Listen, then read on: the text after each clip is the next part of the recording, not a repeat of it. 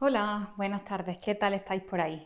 Aquí os traigo hoy, finalmente me decidí a preparar el vídeo de las mejores lecturas de 2025.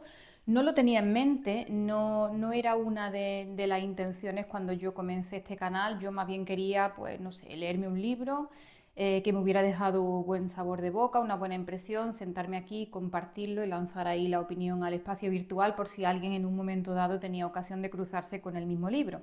Simplemente era eso. Pero bueno, no sé, reflexionándolo un poco es cierto que yo me gustan muchísimo estos vídeos que vosotros subís de las top lecturas del año, los wrap-up, los resúmenes y tal. Los disfruto mucho, son de los que más me gustan. Entonces, bueno, entre eso y alguna que otra sugerencia que me llegó a través de los comentarios, pues bueno, me he decidido y por qué no. Así que nada, vamos a ello, en un ambiente un poquito más doméstico, de andar por casa, pero bueno, ¿por qué no? Son tiempos que también estos tiempos invernales invitan un poco al recogimiento y a la naturalidad, ¿no? A romper un poquito con la formalidad habitual. Así que nada, si os parece, os comento, son 11 libros en total. Después de mucho trabajo, mucho análisis, mucho ir una y otra vez a mi listado de mejores lecturas del año y demás, yo quería dejarlo en 10, ¿vale? Y bueno, y después de todo el trabajo, de las 10 lecturas que ya tenía la lista más o menos cerrada, resulta que me leí un libro hace 3 días que me ha encantado y ese sí o sí tenía que estar también en esta lista de mejores lecturas. Así que bueno, el dilema era, ¿qué hago? Saco uno de la lista que ya tenía preparada y lo sustituyo, pero tampoco hay necesidad, no hace falta que seamos tampoco tan estrictos a la hora de definirme el número. Yo había pensado 10, bueno, pues nada, no pasa nada, son 11. Así que espero que os guste y comenzamos. Pues nada, aquí están esos 11 libros de los que os hablaba. Solamente comentaros que mi intención es dar un motivo específico de por qué cada uno de estos libros están en esta lista, ¿vale? No me voy a extender mucho en cada uno de ellos por la sencilla razón de que algunos ya hemos hablado de ellos, otros pues me lo voy a quedar para poder hacer algún vídeo un poco más extenso. Y bueno, básicamente los voy a mencionar, obviamente daré algunas notitas con respecto a cada uno, pero sobre todo me voy a centrar en algún aspecto en concreto de cada uno de ellos que a mí me ha gustado, ¿vale? O por los que los destaco, o simplemente por el motivo principal por el que están en esta lista que os presento hoy. Bueno, vamos con ello, gracias. El primero de estos libros es The Chamomile de Catherine Carswell. No es una sorpresa seguramente si me habéis seguido, habéis visto los vídeos anteriores. A mí este libro me deslumbró. Este es el que decían que era un poco el equivalente a una habitación propia de Virginia Woolf, pero en Escocia. Entonces, bueno, el motivo principal por el que hay muchos motivos en este caso, pero el principal por el que lo he marcado para traerlo y presentarlo a esta lista es por los personajes.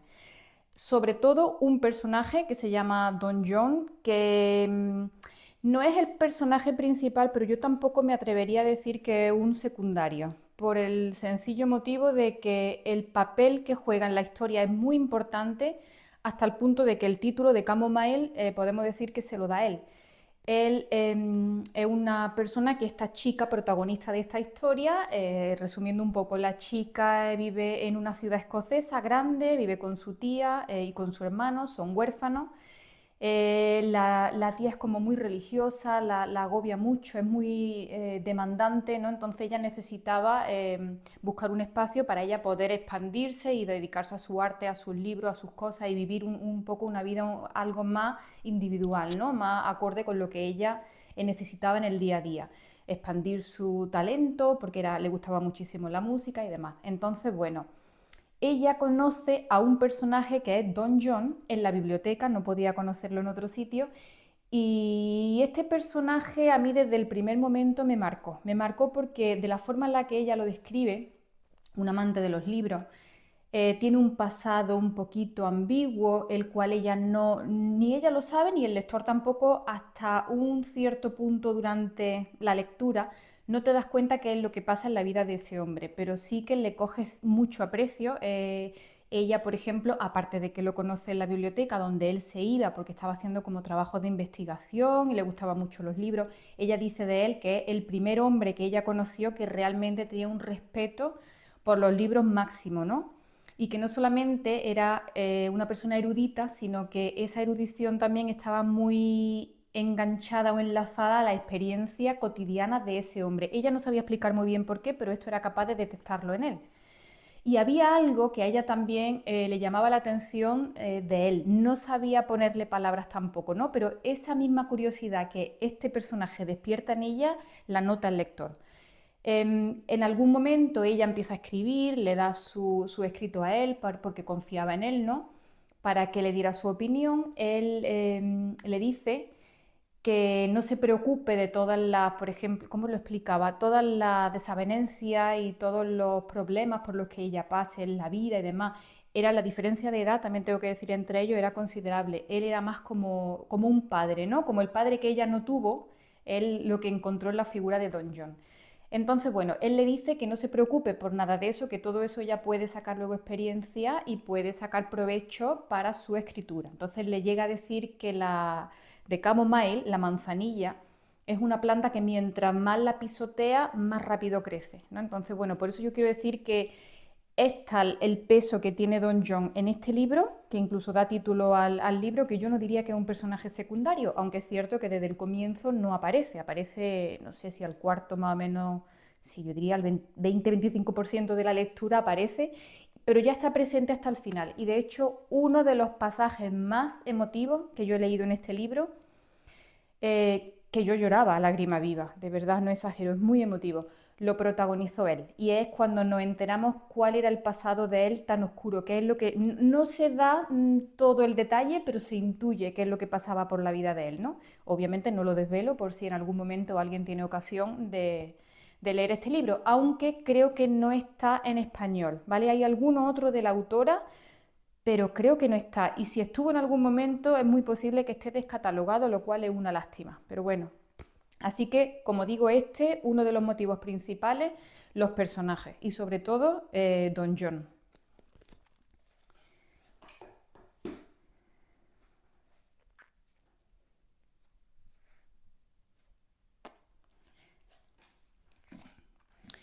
Otro libro que por el mismo motivo también tengo que traer aquí es Cranford, ¿vale? De este también hemos hablado porque estaba entre los clásicos que yo destaqué hace poquito, en el último o el penúltimo vídeo, no recuerdo.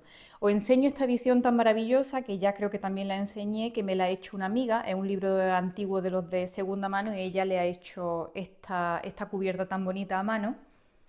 No me lo leí yo en esta, sino que me lo leí en esta otra de Penguin Classic, este es el que yo me leí.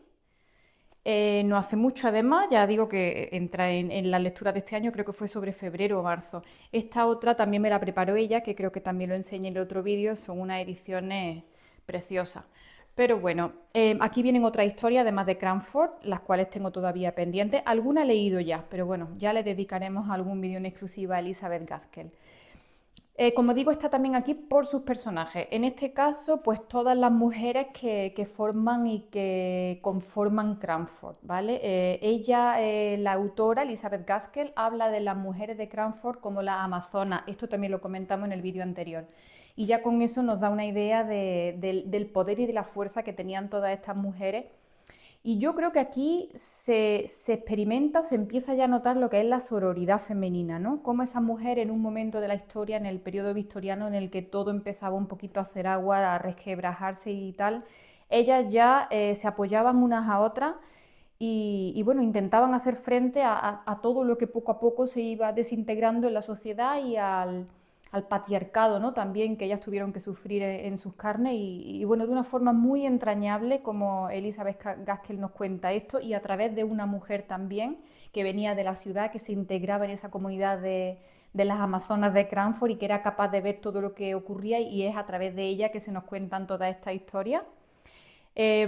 Una lectura maravillosa, la cual disfruté mucho. No fue mi puerta de entrada a Elizabeth Gaskell, pero sí que la reafirmó. Solamente había leído yo una con anterioridad, Las confesiones de Mr. Harrison, y me gustó, pero tampoco me dejó huella. Pero al leer Cranford ya sé que voy a tener que dedicarle mucho tiempo a esta autora. Estoy deseando de ponerme con más obras de ella y, como digo, en algún momento seguro un vídeo suyo en exclusiva tendré el gusto de preparar. En este caso, tercer libro, Teoría de la inseguridad, Concha Lago, poesía, ¿vale? Estábamos hablando de la sororidad femenina y el motivo por el que este libro está aquí no es otro que la voz femenina tan potente de Concha Lago en este libro. A pesar de llamarse Teoría de la inseguridad, a pesar de haber muchísima nostalgia, bastante tristeza, también hay mucha calidad aquí.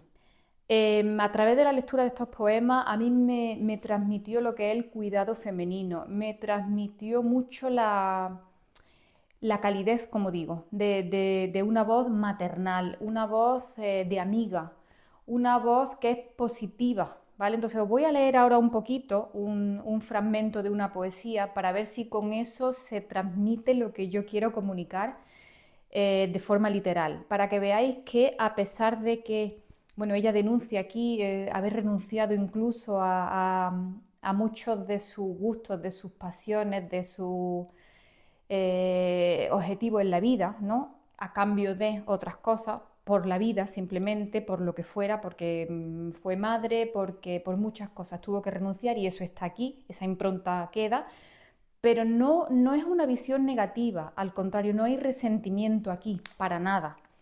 Hay como agradecimiento incluso, hay como cierta satisfacción y todo eso se entrevé muy fácilmente al leerla, entonces es muy emotiva. Y me quedo con eso, me quedo con esa voz femenina, con ese agradecimiento a la vida simplemente. Aún así, como digo, no se oculta, no se tapa cierto pesar, ¿no? Como una tristeza que está siempre latente, pero te deja muy buen sabor de boca. Voy a leeros un trocito de un poema que se llama Compases de futuro, pulso ahora, ¿vale? Y a mí como hay muchos, tengo muchos marcados, muchos me marcaron, pero concretamente ese me pareció una maravilla. Es bastante largo, solamente voy a leeros un fragmento, ¿vale? Dice: dejé que el tiempo mío lo arrebataran otros, cediendo puestos y oportunidades. Es que la soledad tiene más garra y una tristeza humana irresistible. En la renuncia, sin embargo, aquel fruto interior se acrecentó. El verso fue mi pan de cada día, el que al trabajo campanillas puso, y a los caminos de la soledad un arrullo de fuentes y arboledas. Que salgan todas, que desborden cauces, que el aire pueblen o se petrifiquen. Me suenan a pasado, a lejanía, a deshora marchita y trasnochada. Compases de futuro, pulso ahora, entremecidas nacen, porque el camino sigue y sigue el vuelo. Dice muy claramente al principio: dejé que mi tiempo lo arrebataran otros. Cedí puestos, cedí oportunidades y la soledad tiene garra. Una tristeza humana irresistible, pero luego viene la parte en la que ella agradece, en cierto modo es positiva, ve las oportunidades de la vida, ¿no? Entonces dice: en la renuncia, sin embargo, el fruto interior se acrecentó, como que gracias a toda su renuncia ella pudo crecer interiormente. El verso fue mi pan de cada día y al trabajo campanillas puso y a los caminos de la soledad un arrullo de fuentes y de arboleda. Bueno, no continúo, que ya lo he leído antes, pero creo que transmite muy bien lo que a mí me quedó marcado de la lectura de este libro. Ahora en un viaje que tengo previsto para las Navidades tengo encargado otro libro de poemarios de ella y además la biografía de Concha Lago. Así que pronto espero poder presentarlo también por aquí y os animo de verdad a descubrir a esta autora tan maravillosa. A mí me ha servido además para acercarme a la poesía, que era una de mis asignaturas pendientes y lo sigue siendo. Nunca se lee tanto como a lo mejor ficción narrativa, en mi caso personalmente, pero me voy a lanzar con todo lo que pueda encontrar de Concha Lago y bueno, me ha dejado una huella maravillosa. Así como quien no quiere la cosa, aquí hacemos magia y en un suspiro han pasado 24 horas. Pero bueno, aquí estoy para presentaros los libros cuarto y quinto de la lista de top de lectura del 2025. Estos dos que vienen a continuación, el ingrediente principal que yo destaco en los dos es la denuncia social, ¿vale? La conciencia social que está muy presente tanto en uno como en otro. Son de periodos diferentes, luego cada uno obviamente referido a un tiempo distinto, pero los dos son como muy sociales, ¿no? Muy comprometidos con su tiempo. En primer lugar, tendríamos Muerte de un viajante de Arthur Miller. Yo sigo leyendo, como ya he comentado en muchas ocasiones, muchísimo teatro, lo cual me alegra mucho porque mis inicios como lectora, no tanto mis inicios porque yo leo desde muy muy chiquitita, pero bueno, cuando en la adolescencia creo que más o menos tuve un periodo de lectura frenética, leía muchísimo. Me dio por el teatro. Yo sacaba muchos volúmenes de obras de teatro clásico de la biblioteca y luego, bueno, no sé, creo que tuve un paréntesis y he estado leyendo otras cosas, pero el teatro lo dejé un poquito más de lado y ahora he vuelto otra vez y con mucha gana y mucha satisfacción. Y esta es una de las obras que más satisfacción me ha dado este año. Muerte de un viajante, pues la crítica del gran sueño americano, ¿no? Arthur Miller en toda su obra es un dramaturgo bastante comprometido, siempre del lado de los alienados, de los marginados, de la parte débil. Y en este caso, pues dedica esta obra precisamente a esa clase media que se le prometió bueno, un futuro exitoso si básicamente vendían su vida a la empresa, ¿no? Al trabajo. No ocurre así, como ya el título augura, aquí es un señor que, bueno, que básicamente sacrifica todo, incluso su familia, y no se ve correspondido de ninguna de las maneras, muy al contrario, ya como el título indica, se avecina tragedia. Así que bueno, es muy, muy sensible también esta obra. La recomiendo encarecidamente. Eh, el quinto libro que me gustaría presentaros también tiene muy en cuenta el conflicto social, la denuncia social, pero en otra época diferente, en este caso sería en la época actual. El hombre que se creía Vicente Rojo de Sonia Hernández. A Sonia ya la presenté porque es una de mis referentes de narrativa contemporánea actual, me gusta mucho. Y ella siempre tiene también muy presente todos los temas que, bueno, que levantan cierta polémica o los temas más candentes de la actualidad, ¿no? Y que en algún sentido son temas que generan conflictos, traumas, frustraciones y demás. Y en este caso se mete mucho en el juego de identidades. De los personajes de los que aquí se habla, que son tres, son una madre, la hija bueno, y un artista que empieza a dar clases de arte en el instituto de la hija, suplanta a un artista, que es el hombre que se creía Vicente Rojo. Ya con eso nos está dando una idea de este juego de identidades del que os hablaba, ¿no? Es muy, muy, muy pessoiano este libro, diría yo. De hecho, a Fernando Pessoa se lo menciona varias veces. Ya sabéis que también es otro de mis grandes referentes de siempre. Pero bueno, al mismo tiempo que en cierto sentido, y hablando de Fernando Pessoa, desasosiega mucho lo que aquí ocurre, porque esta madre de la que yo os hablo tiene como muchas inseguridades, muchos complejos, no fluye la comunicación entre ella y la hija, no se entienden. La hija, por otro lado, tiene una enfermedad que se llama prosopagnosia, creo que es prosopagnosia, que consiste en que se le desdibujan los contornos de eso a lo que quiere ella mirar. Cuando intenta fijar la vista un poco se desdibuja todo. Otro juego un poquito de espejos, de identidades y tal, de no saber muy bien dónde estamos ni quiénes somos. Y luego el artista en sí, que bueno, no tenía, obviamente no estaba contento con su ser, sino que tenía que suplantar a otra persona diferente. Pero al mismo tiempo, si bien se resaltan muchos conflictos, como digo aquí, es un poquito desconcertante en ese sentido. Deja una ventana y un resquicio muy abierto a la luz, y ahí me voy a referir a un dramaturgo del que hablábamos no hace mucho, que era Pirandello, porque no sé si recordáis, yo comentaba que Pirandello, dramaturgo, pero de formación filósofo, y él tenía muchos problemas, muchas cuestiones existenciales, y le gustaba enfrentarlas a través de su obra. Pero al contrario que otro existencialista, él no encontraba que no hubiera salida en ese callejón. O sea, no es un callejón sin salida, sus cuestiones, sus traumas, sus preguntas y demás. Al contrario, él dejaba un poquito una ventana abierta a la esperanza en el sentido de que entendía que a través del cultivo de las artes, por ejemplo, del cultivo del espíritu, el atender a lo sublime era una vía de escape.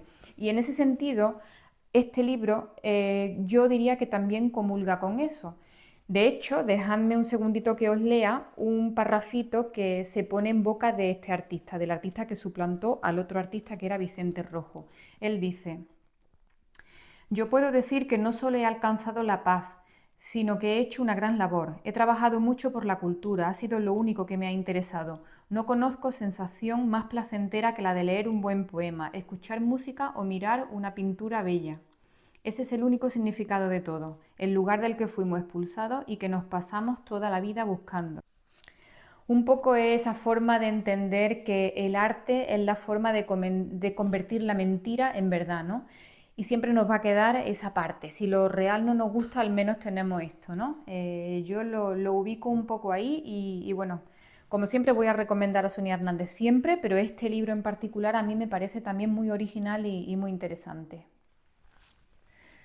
Los dos siguientes libros también los destaco por la misma razón y yo diría que esta razón sería la intensidad, ¿vale? Que quepa tanto, tantísimo en tan poco, porque los dos libros son de una extensión bastante reducida. En el primer caso, La muerte de Iván Ilich, de Tolstoy, no voy a entrar mucho en ella porque creo que no hay nada que no se haya dicho ya y además está muy referenciada últimamente por los canales sociales. Entonces, bueno, tampoco creo necesario extenderme mucho más. Simplemente bueno, que es magistral, que Guy de Maupassant, por ejemplo, dijo que cuando él leyó esta obrita, que yo creo que no llega a 100 páginas, si no recuerdo ahora mal, le echó por tierra los 10 volúmenes de obras que él ya había escrito, ¿no? Como diciendo, aquí se contiene absolutamente todo y yo no he escrito nada. Y estamos hablando de 100 hojas. Esta edición es voluminosa, pero porque contiene otra historia, otros relatos de Tolstoy. Pero yo me vengo a referir en este caso única y exclusivamente a la muerte de Iván Ilich. Que sí, que lo he visto mucho este año referenciado, pero yo no podía dejarlo atrás y por ese mismo motivo a mí me impresionó bastante eso, ¿no? Que una obrita tan cortita contuviera tantísimo. Hay que ser muy genio para hacer eso. Y después de este, pues viene el libro ese onceavo que se nos ha colado en la lista cuando yo ya tenía 10, os comentaba que se me coló uno que no podía dejarlo fuera y el mismo motivo resaltaría. Es muy pequeñito, es un relato, novela corta, relato largo, pero es tremendo. Y yo creo que podría decir que desde mi punto de vista la novela casi, casi perfecta o el relato casi, casi perfecto. Estoy hablando de El sur de Adelaida García Morales. Al contrario que el libro anterior, este no lo veo yo muy referenciado por aquí. Y la verdad es que a mí me ha parecido una auténtica maravilla. Es muy pequeñito, no voy a reseñar casi nada porque creo que es más bonito que lo descubráis, pero bueno, puedo decir que es como un sueño muy bien contado. Es la historia de una niña, ¿vale? De que, bueno, que vive con unos padres ausentes, los padres están, pero como si no estuvieran. Y bueno, y yo dejo que entréis vosotros en la historia. Se puede leer en muchas claves diferentes, con lo pequeñita que es que eso es, que tenga tantas capas, una obra tan pequeña ya dice muchísimo. De verdad creo que se puede leer desde la resiliencia, se puede leer desde la frustración, desde el resentimiento, desde el sueño, desde mil puntos de vista diferentes. Caben muchas cosas aquí. Bene sería el segundo relato, también me lo he leído, también me ha gustado muchísimo, pero no lo pongo a la altura del Sur. Para mí el Sur es magistral. Curiosamente, la película de Víctor Erice, Víctor fue el pareja de ella, creo que en el momento en el que se publicó la película, que es lo que iba a comentaros, eran pareja, y curiosamente el libro salió después, perdón, se produjo la película y se estrenó y el libro fue lo que se publicó unos años después. Adelaida, yo había leído ya de ella Héctor y sus mujeres, creo, algo así, pero curiosamente no me llamó mucho la atención. No puedo decir que no me gustara, pero no fue un libro que para nada, vamos, de hecho ni siquiera concebí en su momento dejarlo en la biblioteca. Yo cuido mucho los libros que tengo en la biblioteca. Si no me convence, generalmente dejo que circule, no me lo quedo. Y ese libro lo leí y no me lo quedé. O sea, no me dejó mucha huella. No sé, he leído que un poco Adelaida García Morales, que ya era una persona un poquito ambigua en su forma de actuar, un poco enigmática, ¿no? Bastante enigmática también. Parece ser que tuvo como dos periodos. En un periodo inicial era como más intimista, escribía muchísimo desde la reflexión personal, mucho en clave de sueño, onírica, mística. Sin embargo, parece ser que en un segundo periodo era mucho más expresiva, ¿no? Era más literal en lo que escribía. Y creo que este libro del que yo hablaba, Héctor y sus mujeres, pertenecía más a ese segundo periodo. A lo mejor yo pues tengo más debilidad por la de la Aída García Morales de la primera etapa, ¿no? No lo sé. De todas formas voy a intentar seguir leyéndola, no descarto leer de nuevo Héctor y sus mujeres porque a lo mejor tampoco era mi mejor momento. Y sí, pero encarecidamente, perdón, es otra obra, otro libro que no creo que debiéramos dejar de pasar. Aparte es muy finita, como os digo, son 60 páginas más o menos y merece muchísimo la pena. Si hemos hablado de muerte antes, también vamos a hablar ahora de muerte, pero desde un punto de vista muy diferente. El siguiente libro, que también es una obra de teatro, la destaco por su belleza y su lirismo, básicamente por eso. Y habla de la muerte, pero habla de la muerte desde un punto de vista tan dulce, tan bonito, tan lírico, que no podía no haberla traído de nuevo. Ya me escuchasteis si me seguí en algún momento hablar de ella y bueno, La Dama del Alba de Alejandro Casona. Una obrita descubierta este año y bueno, que obviamente me dejó con muchísimas ganas de seguir leyendo a este autor.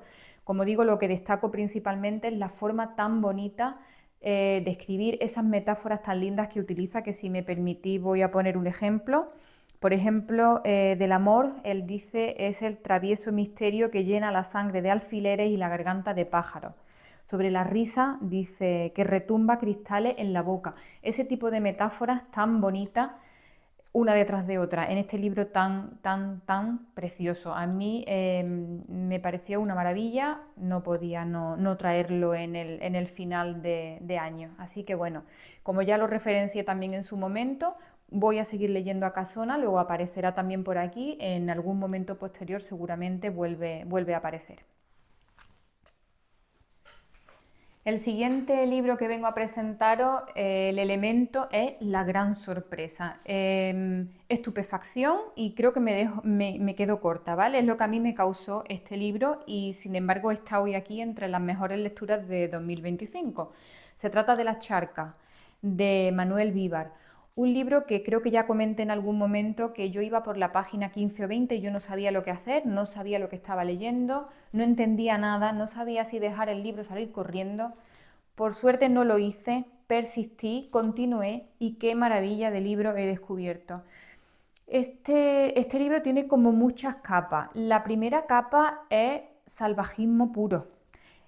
Utiliza un lenguaje sumamente bruto, de despecho, de resentimiento. Aquí parece que es como un ajuste de cuentas del autor con el mundo, sobre todo con el mundo académico, ¿no? Él parece ser que de formación es botánico o biólogo o zoólogo, no sé muy bien, pero sé que ha estado como periodista, ha estado muchos años en algún bosque de África estudiando el medio, no sé si para hacer algún tipo de ensayo o un podcast o algo así, no sé muy bien exactamente cuál es la trayectoria profesional, pero desde luego aquí no deja títere con cabeza. Utiliza además un tiempo verbal que es el presente histórico, el imperfecto, todo el tiempo, ¿vale? Entonces, poquito crea esa sensación de como de que la historia no se ha cerrado, ¿no? Ahí hay algo todavía pendiente. Y como digo, parece que quiere ajustar cuentas con todo el mundo. Es bestial el escenario que plantea, ¿no? Alguien que después de la pandemia decide que se va al campo, que no quiere vivir más rodeado de los seres sociales y humanos, y se va y se quiere un poco como quitarse de encima todas esas capas, ¿no? De ser humano, de ser social. Quiere como convertirse un poco en animal.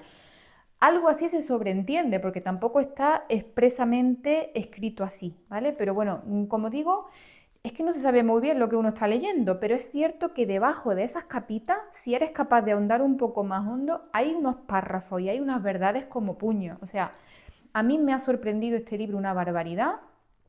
Quiero seguir leyendo algo así. Estoy incluso muy satisfecha de haber persistido. Yo de verdad que si alguien me cuenta un poco en 4 líneas de qué trata este libro, yo nunca jamás me hubiera acercado, nunca. Y no imagináis lo que yo me alegro. De verdad, yo estaba leyéndolo un poco con la boca abierta, como diciendo, ay Dios mío, pero de verdad estoy leyendo esto. Es que es complicado expresarlo. De todas formas, yo le voy a dedicar, porque creo que lo merece, un vídeo un poquito más extenso en el que pueda dar a lo mejor más datos del autor Y de ese género que os comentaba que dicen que se llama Nature Writing, a ver si investigo un poquito más y puedo dar un par de claves, ¿no? Pero desde luego voy a intentar también buscar más libros del catálogo de Conatus porque creo que hay que ser valiente incluso para publicar este libro. No es un libro, creo, al alcance de todos en el sentido de que el que sea mínimamente sensible a la lectura, posiblemente en la página 15 salga corriendo, ¿vale? Así que, como digo, este libro, ingrediente principal, la originalidad y la gran sorpresa que en mi caso supuso. Hola, bueno, pues el colofón a este vídeo de los mejores libros leídos en el 2025 es muy especial, por eso quise hacerlo en un apartadito, ¿no? Para que tengan un rinconcito especial, porque estos dos libros lo merecen y creo que estaréis de acuerdo conmigo cuando diga cuáles son. Son libros que incluso yo no me termino a atrever a decir que están en un nivel superior a todos los libros anteriores y a todos los libros que yo he leído hasta ahora, porque tampoco es eso, porque es que directamente no es que sea un nivel superior, yo diría más bien que es que se contienen en todos los libros al mismo tiempo que ellos contienen todos los libros. Incluso el género es inclasificable por inagotable. Son libros que son más de un carácter ontológico, son libros que quizá podemos decir que suponen una especie de guía espiritual, si queréis, filosófica, poética. Ellos mismos en sí son como una especie de cosmovisión ya en ellos mismos y en sus propios mundos, y además se complementan también los dos una barbaridad. De hecho, como yo muchas veces he hecho referencia, a mí me encanta cuando algunos libros empiezan como a conversar con ellos mismos, ¿no? Entran como en comunión, en diálogo, y me ha pasado con estos dos. El segundo lo estoy releyendo y seguramente estaré toda la vida releyéndolo. Además, muy curioso porque creo que alguna vez también comenté que a mí me cuesta mucho trabajo subrayar los libros. Como mucho pongo como alguna notita en un cuaderno externo, algún post-it pequeñito ahí de colores y tal, eso sí, pero no me atrevo a subrayarlo. Bueno, pues el segundo libro y creo que incluso el primero también los tengo subrayados, porque es que no te puedes contener, se leen cosas que directamente es que te tocan un poquito en el alma.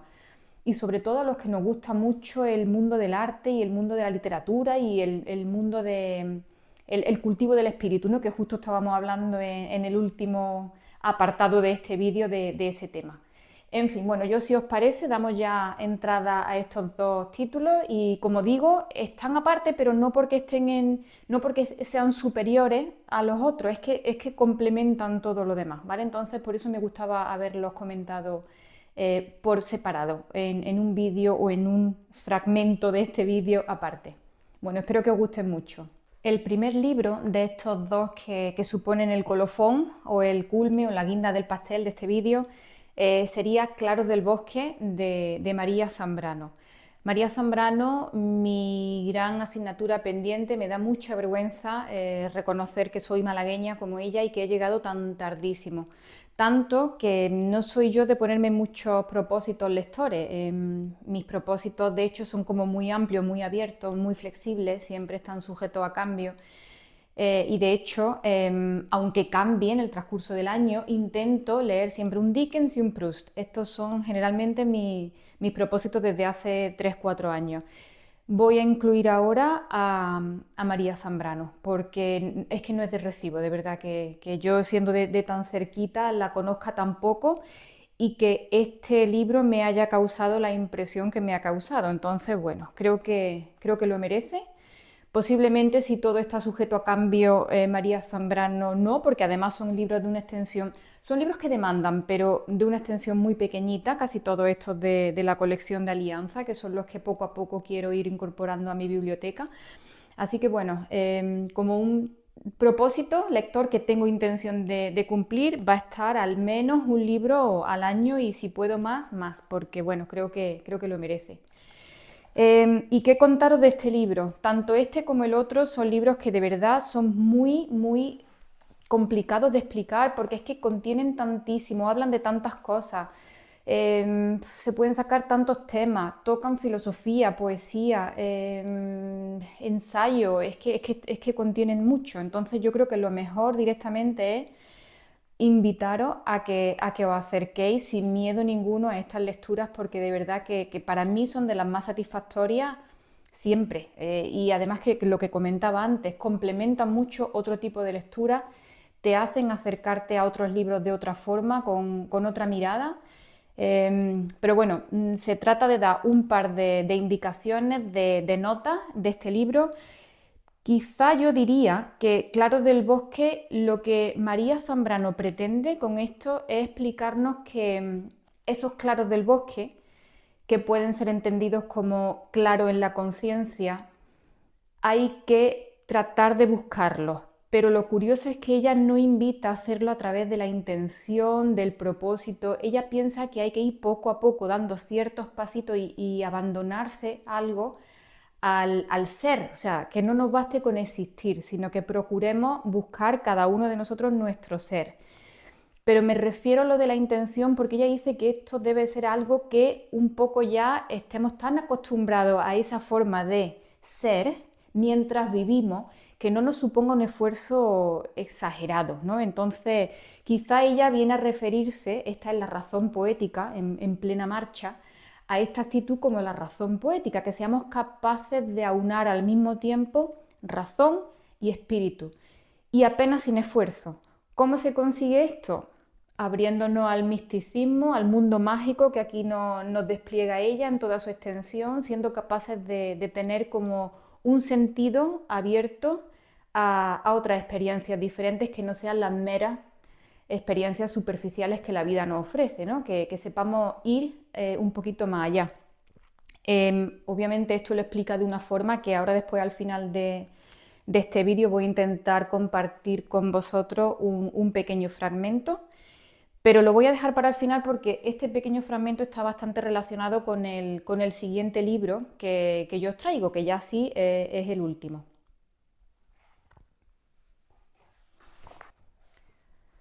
Este último libro es de un viejo conocido ya de este canal, sobre la lectura de Marcel Proust. Este libro, sublime, como también os comentaba, un libro inclasificable por todo lo que contiene, en su pequeña extensión también. Básicamente Proust, con este librito, son como una especie de reflexiones, de ensayos, de pensamientos que se incorporaron como prólogo a una de las obras de Ruskin. Ruskin para él, para Proust, era un referente total. De hecho, hay quien dice que basa todo su pensamiento en una concepción estética compartida con Ruskin. Es curioso que en este caso, bueno, empiezo comentando un poquito que obviamente se llama sobre la lectura porque casi todas las reflexiones que aquí se incorporan giran en torno a la lectura como actividad, ¿no? Que para Proust la lectura es todo, o sea, la vida no sería vida si no hubiera lectura. Todo lo que cae fuera de ahí es como un obstáculo. De hecho, es muy curioso que aquí empieza compartiendo unas reflexiones de que cuando él era pequeñito, para él era todo el momento en el que él se sentaba junto con su libro. Aquí ya obviamente se adelantan muchos pasajes que luego van a aparecer En busca del tiempo perdido. Todo lo que venía a interrumpir el momento de lectura de ese niño era como un obstáculo. Eso no servía para nada. O sea, su vida eran sus libros y su lectura. Y al decir esto, hay que marcar que no tanto los libros por su contenido, sino la actividad de la lectura en sí. Eso era lo que él recordaba. Él incluso dice aquí que cuando era pequeñito leía con muchísima avidez, pero que luego en el momento de la lectura sí, ¿no? Cuando terminaba un libro era como que, pero bueno, y ya se acaba esto aquí, esto es todo. O sea, ahí ya empezaba a darse cuenta cómo lo que la lectura, la actividad de la lectura le había transmitido era mucho más de lo que el libro en sí le contaba, porque él lo disfrutaba mucho, pero eso llegaba al fin y luego él seguía con su vida, los personajes desaparecían y luego a lo largo de su vida esos personajes se le iban hasta a olvidar. Él ya no recordaba sino las sensaciones tan placenteras que le ocasionó el tener un libro en las manos y esos momentos de reflexión, de introspección, perdón, ¿lo sé decir? Sí, esos momentos de pensamiento y de reflexión interna, ¿no? Entonces, bueno, aquí se contiene todo eso y mucho más. Y curiosamente también quería yo destacar una nota y es que, además lo voy a leer si me permitís, hay algo en lo que no está de acuerdo con Ruskin. Y es que él dice que Ruskin entendía que la lectura era como un diálogo con gente erudita del pasado, ¿no? Os lo leo para que podáis entenderlo. Y él se oponía a eso. Él decía que no, que la lectura no es más que una invitación al mundo de la inspiración, ¿no? Pero que lo demás tenías tú que ponerlo de tu parte. Decía lo siguiente. Estas son las palabras que él le atribuye a Ruskin, quien basaba su pensamiento en las palabras de Descartes, ¿vale? Y decía, la lectura de todos los buenos libros es como una conversación con las personas más valiosas de los siglos pasados que fueron sus autores. Bueno, pues a esto Proust contesta. La lectura consiste para cada uno de nosotros en recibir comunicación de otro pensamiento, pero permaneciendo a solas, es decir, sin dejar de gozar de la capacidad intelectual que uno tiene en soledad y que la conversación disipa inmediatamente, sin perder la capacidad de ser inspirado, de permanecer en pleno trabajo fecundo de la mente sobre sí misma. Si Ruskin hubiera sacado las consecuencias de otras verdades que enunció páginas más adelante, es probable que hubiera llegado a una conclusión análoga a la mía. Pero evidentemente no trató de llegar al corazón mismo de la idea de lectura. Para mostrarnos el valor de la lectura solo quiso contarnos una especie de bello mito platónico con la sencillez de los griegos que nos mostraron casi todas las ideas verdaderas y dejaron a los escrúpulos modernos la tarea de profundizarlas. Es decir, él llega o quiere llegar mucho más allá de lo que llegó Ruskin. Es como que opina que Ruskin nos enseñó el caramelito, pero ya, que es lo que hacían los griegos. Pero luego estaba en nosotros el seguir profundizando, ¿no? Y bueno, según él, básicamente también dice aquí que el valor de la lectura es precisamente ese, al mismo tiempo que es su insuficiencia, o sea, que nos pone a las puertas de algo grande, pero solamente eso. Luego somos nosotros los que tenemos que dirigir los pasos hacia eso, algo grande, ¿no? Dice, hacer de ella una disciplina es conceder demasiada importancia a lo que no deja de ser una iniciación. La lectura está en el umbral de la vida espiritual, puede introducirnos en ella, no la constituye. Me pareció muy, muy interesante, ¿no? La reflexión, como decir, pues bueno, pues no una conversación, porque lo grande de esto es que te pone a las puertas, pero tú ese periodo, ¿no? reflexivo lo llevas a cabo solo, en soledad. Disculpa. Entonces, bueno, me pareció de las cosas más bellas, ¿no? y más incitadoras a seguir reflexionando sobre eso que yo he podido leer este año. Y en conversación con eso, o también siguiendo una línea bastante similar, a mí me parece que María Zambrano podía haber estado muy de acuerdo con esa teoría. Ella también nos habla de una palabra que se lleva a cabo en silencio, que yo pienso que quiere referirse a eso. Ella dice, la palabra escondida, a solas celada en el silencio, puede surgir sosteniendo, sin darlo a entender, un largo discurso, un poema y aún un filosófico texto, anónimamente, orientando el sentido, transformando el encadenamiento lógico en cadencia, abriendo espacios de silencio incolmables, reveladores, ya que lo que de revelador hay en un hablar proviene de esa palabra intacta que no se anuncia, ni que se enuncia a sí misma. Nos habla de la palabra que hay en el silencio, la palabra que evoca, más que decir expresamente, ¿no? Creo que también acompañando a estas palabras, un poquito más adelante, ella nos habla de eso que hacen algunos seres humanos, que es unir las dos respiraciones, la humana y la mística, ¿no? Entonces creo que ya ese sería el estado místico o de éxtasis total al que podríamos llegar. Poco más puedo yo decir de estos dos libros por ahora, espero decir mucho más en un futuro, pero simplemente invitaros de verdad a la lectura sin miedo, lanzaros a ellos, no pasa nada. Mi recomendación siempre es que no pasa nada si un día estamos leyendo un poco y vemos que no fluye, porque bueno, todos tenemos días. Son libros que a pesar de ser muy, muy, muy satisfactorios, demandan un poquito, pero eso es bueno, no pasa nada. Y si estamos en uno de esos días en los que vemos que no hay forma, pues no pasa nada, se para, se interrumpe la lectura y al día siguiente se retoma de nuevo y si hace falta se leen los mismos párrafos 5 veces hasta que te digan algo. pero yo creo que reconforta mucho y además te pone en un lugar que difícilmente vamos a ser capaces de llegar a no ser que tengamos incentivos de este tipo. Bueno, lo dejo ya aquí. Espero que haya sido un vídeo más o menos interesante. Proust lo tengo muy pendiente. Este tipo de libritos que tengo bastante sobre la lectura, tengo otro que ya os comenté un poco, es como una enciclopedia de Proust, tengo el otro que estoy leyendo que me falta muy poquito para terminarme, que son una serie de capitulitos cortos de un escritor francés muy obsesionado con Proust, que va en la busca de él y de las sombras de Proust. Todo este tipo de lecturas que yo estoy haciendo, pues las relacionaré en algún momento y empezaré a subir posiblemente vídeos de cada uno de los volúmenes de En busca del tiempo perdido, ¿vale? Hasta ahora llevo solamente 3. Mi intención, como comentaba, es seguir con ellos, una por año, pero bueno, poco a poco y a lo largo de este año iré intentando preparar estos vídeos, ¿vale? Solamente por compartir impresiones y animaros mucho a la lectura. Nada más, muchísimas gracias como siempre y si creo que nos veremos antes, pero si no, una muy feliz fiesta.